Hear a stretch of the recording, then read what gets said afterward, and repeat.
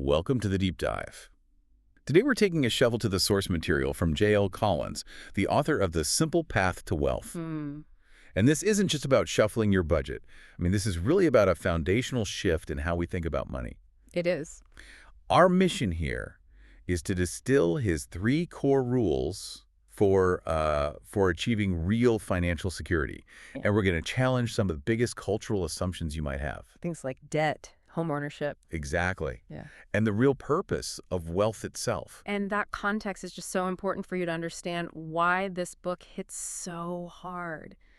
Collins, he didn't write this for a bestseller list, you know. It was personal. It was deeply personal. He wrote it as an archive, like a simple, no-jargon guide for his daughter, Jessica. So she wouldn't make the same mistakes he saw everyone else making. Right. The motivation is just get money right, and your life gets easier. It fundamentally buys you options, and, well, those options are freedom. Okay, let's unpack that core idea. Yeah. The philosophy of buying freedom, not just things. Yeah. Collins really attacks what he calls the cultural black spot in our financial thinking right from the start. Which is what, exactly? It's that we're programmed to see money only in terms of what it can buy right now. Immediate consumption. Well, absolutely. The classic lottery winner question. Right. Ask anyone what they do if they won the lottery, and the answer is always tangible stuff. Pay off my mortgage, buy a Lamborghini, get my parents a house. It's a race to consume, a rush to spend it all. And Collins argues that very thinking is what keeps you trapped. The radical reframe is, it's actually pretty simple. Your money has to work for you. It has to work for you to buy you financial freedom. If your money is out there earning more money than your work, well, it becomes optional. And that's the definition of freedom. That is freedom. Without it, if you're just constantly hustling to pay off debt and fund this escalating lifestyle, you're always, beholden to whoever signs your paycheck. He's pretty blunt about it. He doesn't mince words. He calls that lack of options a form of slavery. Which is a powerful way to frame it. And that difference between needing less versus always striving for more, he illustrates it perfectly with the parable of the monk and the minister. Oh, I love this one. So you have the wealthy minister, right? Yeah. And he sees his friend, the monk, living on almost nothing. And he feels sorry for him. He says, if you could just learn to cater to the king a little. You wouldn't have to live on rice and beans. And the monk's reply is just brilliant. It's so good. He just looks at him and says, if you could learn to live on rice and beans, you wouldn't have to cater to the king. It just completely flips the script on where the real power is. It does. And it cuts right through that cultural assumption that saving is deprivation. That you're, suffering now for some benefit way down the road. He rejects that completely. Totally. For him, diverting 50% of his income wasn't suffering. He was actively buying the one thing he wanted most in the world. Control over his own time. His freedom. He saw that savings rate as the ultimate purchase. He was buying his life back, one paycheck at a time. Which is the perfect setup for the practical steps, the how-to. Okay, so he boils the whole path down to 3 basic, repeatable rules. And rule 1 is the prerequisite. Avoid debt. Avoid debt. He calls it the ball and chain. It's what locks you into that mandatory servitude. Job 1, especially with high-interest consumer debt. Credit cards, car loans. Oh, yeah. You have to just blow it out, eradicate it. And rule 2 flows right from that. Live on less than you earn. This is where he talks about the tyranny of the must-haves. Which is such a great phrase, because as you start to earn more, the pressure just mounts. From society, from yourself. Right, to integrate more must-haves into your life. The right neighborhood, the bigger house, the fancier car, the expensive private schools. And every single one of those must-haves is another link in the chain you're forging for yourself. It makes financial independence exponentially harder to reach. But the strength you build on the way there, he has a name for that too. FU money. FU money. And it's not the final retirement number. It's the buffer. It's the cash pile that gives you the power to say, I can walk away from this. From a bad job, a toxic boss. Exactly. If you've got enough saved to live for 6 months, a year, whatever, while you find something better, you have bought yourself an incredible amount of freedom long before you ever hit that finish line.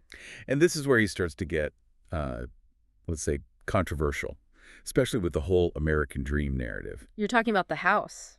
I am. His advice is, if your main goal is to get financially independent and fast. You probably don't want to go buy a house. Which is so tough for people to hear. We're told our whole lives that buying a house is the smartest thing you can do. Of course. The whole industry, I mean, banks, real estate agents, they're all designed to get you to buy the absolute most house you can possibly afford. But the mortgage, as he says, that's just the starting line. It's only the beginning of the bleeding. Okay, wait, I have to push back on this a bit. Hmm. Because I know what you're thinking right now. If I rent, I'm just throwing money away.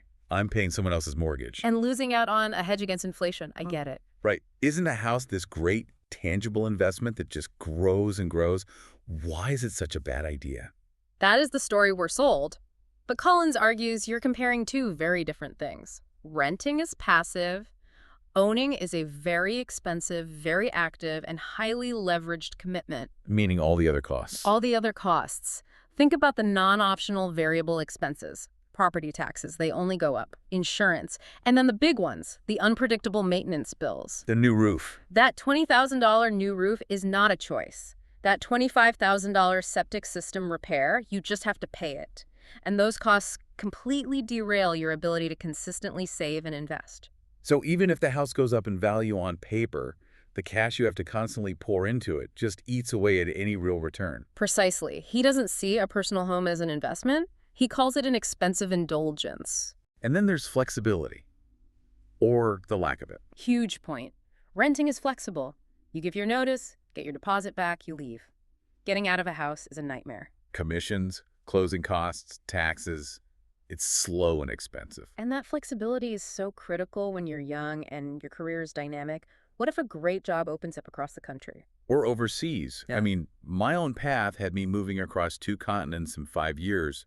A mortgage would have made that impossible. It's a massive opportunity cost. A house, psychologically and financially, anchors you in place. And let's look at the data for a second. Since 1980, U.S. home prices are up over 300%. Which sounds great. But wage growth since 2000 is only around 15%. It's just not the same engine for wealth that it might have been for our parents' generation. It's way less accessible. That's the key. So if your goal is simplicity and growing your wealth, there's a better tool. Which brings us to rule number 3. Invest the surplus. Invest the surplus. And for him, stocks are the single most effective, strongest wealth-building tool for the average person. Okay, but this is the part that makes people really nervous. You hear stocks, you think crash, you think risk. How can they be the most reliable tool? It's all about your time horizon, and this is probably the most crucial distinction he makes. Short-term versus long-term. Exactly. Stocks are never safe for short-term money. If you need that cash in the next 2, 3, maybe 5 years, keep it in cash. It's too volatile. But if you zoom out, But if you zoom out 10, 20, 30 years, they become, as he says, stunningly reliable. You just have to be willing to ride out the storms. knowing that the storm never lasts. It always blows over. Time is what smooths out all the dips. This also means avoiding speculation. He draws a really hard line here. Oh, yeah. He calls out Bitcoin specifically. A classic example of speculation, not investing. Why? What's the difference? Because its value is based purely on what the next person will pay for it. There's no underlying engine creating wealth. An investment, in his view, needs that productive engine. Right, a company that's making things, providing services, earning profits, generating actual value. Bitcoin is it's too volatile to be a currency, and it's not generating wealth itself. It's a bet on scarcity, not on production. So if we're investing our surplus in these productive engines, Yeah. what exactly do we buy? And the recommendation is just beautifully simple. Broad-based, low-cost stock index funds. He talks about Vanguard's VTSAX a lot. He does, but the specific name is less important than the idea. VTSAX is just shorthand for the total U.S. stock market. It holds a tiny piece of basically every publicly traded company in the country. Like 600 companies or something. Something like that. And the real genius here is what he calls the self-cleansing process. Meaning we don't have to be experts. We don't have to pick the winners. You don't, because the funds are cap-weighted. They own more of the bigger, more valuable companies automatically. Give me an example of how that works. Okay, think back 50 years. Sears was the king. It was Amazon and Walmart combined. The dominant retailer. Totally. An index fund back then would have owned a big chunk of Sears, but then leaner companies like Walmart and later Amazon came along and just ate their lunch. So as Sears shrinks, The index fund automatically owns less and less of it. And as Amazon swells to become one of the biggest companies on the planet, the index fund automatically owns more and more of it. so you didn't have to predict anything. The index just did the work for you. It just adapts, constantly owning whatever rises to the top. It's brilliant. And this is what allows the math of compounding to create that insane hockey stick effect. It's truly incredible. The example of investing $500 a month at, say, an 8% annual return for 35 years. You end up with over $1 million. $1 million. But here's the crazy part. Of that million, something like $850,000 of it came from growth alone. Your money made way more money than you put in. Collins says the reason people fail is that they just can't believe the math. It sounds too easy. Too good to be true. And that disbelief, that leads right to the biggest challenge of all. The emotional discipline. The emotional discipline. You have to fight the urge to tinker. And the data on this is so clear. I think I saw that men trade something like 45% more often than women. And what's the result? More fees and way lower long-term gains. It proves that emotional trading, trying to time the market, Buying high when you feel great, selling low when you panic. it just kills your returns consistently. It really shows that your best tool as an investor is just your ability to be bored, to do nothing. It's why Jack Bogle's advice was to buy the S&P 500 and then don't even open your statements for 20 years. Exactly. I always think of the story about your girlfriend's investing superpower, Oh, right. She lost the password to her investing app. which is the absolute ideal non-tinkering approach. It prevents the emotional reaction. It does. No, before we move on, we have to touch on his warning about financial advisors. Oh, this is a big one. You have to know how they get paid. Because many of them are paid based on AUM. Assets under management, which creates a huge conflict of interest. So walk me through that. Let's say you have a $500,000 portfolio and a mortgage at 5%. Okay. And your advisor earns 1% of your AUM.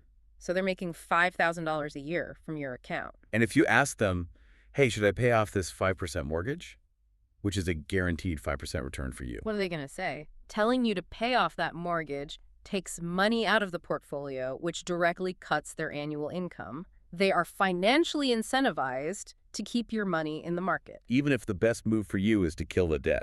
Colin says you have to know how they make their money. If you don't, you're just paying for their self-interest. Let's pivot to the paradox of wealth, because just making more money doesn't actually solve the problem. Right. He makes this fascinating point that a huge income can actually be an impediment to building wealth. The competing with the Joneses trap, just on a massive scale. Exactly. Once you're in a high-income world, the social pressure to maintain that high-spending lifestyle is just immense. The giant house, the fancy vacations, the expensive schools. You remember the friend he mentioned who was making $1 million a year but was totally broke? I do. The income was a liability, not an asset for him. Because his overhead was just astronomical. He was trapped by the expectations of his income, so he couldn't save anything, just living paycheck to paycheck, but on a massive scale. Which proves the point that money doesn't change who you are. It just magnifies you. If you're an unhappy person, a pile of cash won't fix it. He stresses that money is best at removing unhappiness, wiping out the anxiety from debt, or giving you options. And buying comfort, which, let's be honest, becomes way more valuable as you get older. And this leads us to what is often the single biggest financial catastrophe a person can face. Something that can just obliterate decades of careful saving. Divorce. The anecdote he shares is just a brutal, brutal warning. The friend with the huge net worth. $500 million net worth. $500 million. But his divorce dragged on for 6 years.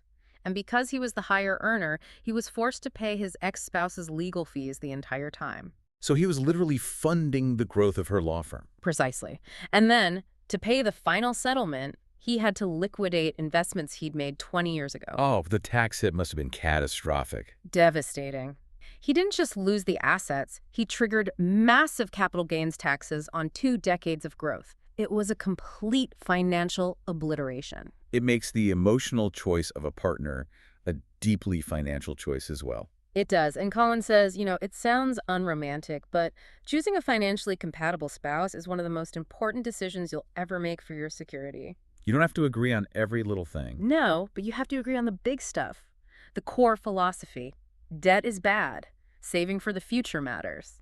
He joked that he and his wife were compatible, but he didn't realize they'd had the money talk on their first date. It was just baked into who they both were.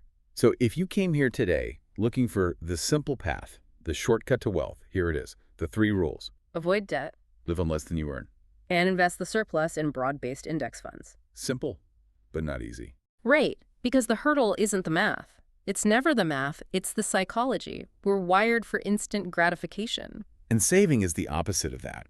I read this incredible study that said when we think of our future self, say the person will be in 10 years, Yeah. we think of them in the same way that we think about Matt Damon, As a total stranger. a total stranger, someone you might recognize, but who you have no real emotional connection to in this moment. Wow.